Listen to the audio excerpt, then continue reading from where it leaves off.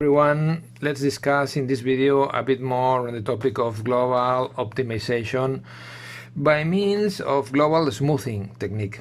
I've chosen here a small example consisting in adding together three unimodal convex functions with local minima located at positions 1, 1, 2, 4, and 3, 3, being the lowest value for the first one. So continuing in this fashion, one can easily gather together 10, 100, etc. local minima. But this small instance would be good for our example.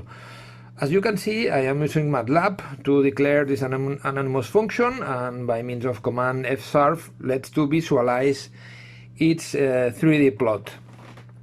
As we will see next, convex solvers won't be able of solving this kind of global optimization problems because simply they cannot distinguish between local and global minima. So normally these solvers will get a local minimum depending, of course, on the initial position you start your search. Hopefully they will find the global minimum if the starting point lies in a neighborhood of this global minimum, but as you can see in examples with hundreds of local minima, this is really difficult to happen. So in a way, the range of global optimization solvers have to do two things: at least compare among all the global minima, or other approaches are this one that I am discussing here, that is global smoothing technique. We will see. We are here rotating the function, as you can appreciate, the three minimums. And now we are going to, the next thing I'm going to do is use a solver, a convex solvers, just to show you that these solvers really rely on the starting point. So in many cases it won't be able of finding the global minimum. I'm going to use the same command in MATLAB. fmin search, I think, is the command for unconstrained optimization. Let's see it.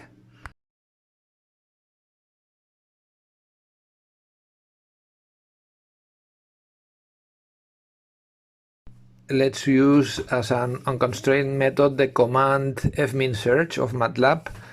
That is the flexible polyhedron search of Nelder and Mead in the position 4, 3 for this scalar field. Let's see what happens. And yes, below you will see that the solution that the solver gets is not the global, it's just a local. Let's see it better. Let me just move this a little bit upwards. Okay, yes, the 3, 3, as you can see below, is the solution of the global. It's not the solution of the global minimum, but the local one. Let's change the position. Let's try the 2 position and run again the program. Now, yes, it's getting the global minimum, but just because the 2, 2 happens to be near its neighborhood. Change it to 2, 5. Let's to see what happens. And bad again, 3, 3.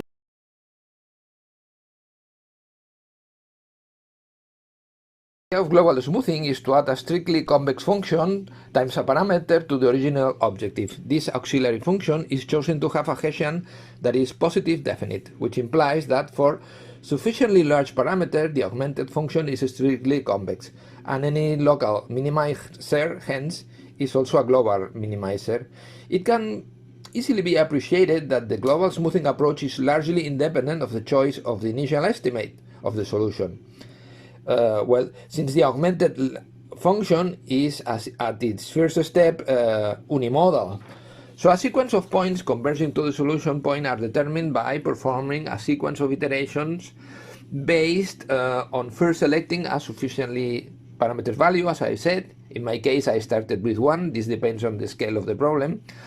In the auxiliary function, then determine the corresponding unconstrained minimum of the augmented function, updating the parameter by decreasing its value, say dividing by 10, and using this minimum as a new starting point in the next step, and continuing in this manner until either predetermined number of iterations are accomplished or the product of the current parameter times the auxiliary function is small enough to stop. This is what I done here. Don't pay attention to the limit 0.01 because it's fixed. Sorry for that.